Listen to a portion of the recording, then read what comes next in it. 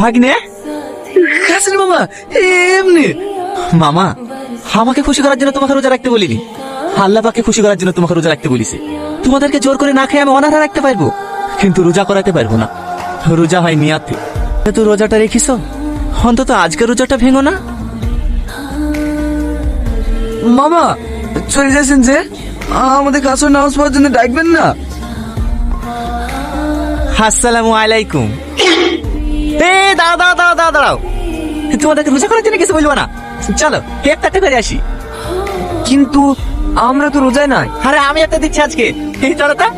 কিন্তু মামা, আরে কি কিনতে কিনতে দেখছো, চলো তা। কি হলো, তোমরাও খা। কি ব্যাপার, খাইছো কেন?